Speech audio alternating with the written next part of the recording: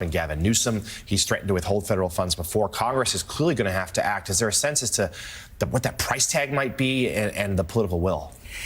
It is going to be the biggest test we've ever had of state, local governments and federal response and bipartisan getting together to figure out how to fix what is no question a homeowner insurance crisis in this country. There will be a lot of people, Democrats and Republicans, who have lost everything and are going to be trying to rebuild here. And this is not, there's not a sense that this is, the period on the end of the sentence. This is something that will happen again, maybe on the East Coast, maybe in the Midwest. I mean, we used to have $20 billion a year natural disaster price tags. We topped $100 billion last year, and that's the new baseline because we have climate-driven crises from coast to coast in fire seasons, hurricane seasons, tornado seasons, and the higher cost of insuring everything and rebuilding everything.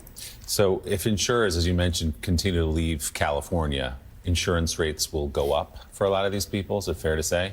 Yes. And insurance rates are going up for everyone. I live in New Jersey and got a note from my insurer that they were seeking with regulators a 26% annual increase in my premium. If you look at premiums wherever you live, those premiums are going up. Car insurance, too, because of the cost of repairing cars, because of climate-driven damage to infrastructure that has, wear and tear on. I mean, everywhere you look, the cost to insure kind of like, where we live, how we drive, where we go is just going up and up and up. And there's no solution yet that we have seen.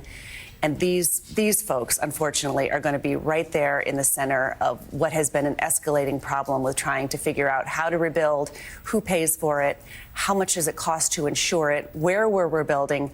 It's just a real tragedy. Yeah, it's a human tragedy, and part of that tragedy is the cost it's going to bring to these people's lives to either rebuild, to relocate, or however they handle this once they sift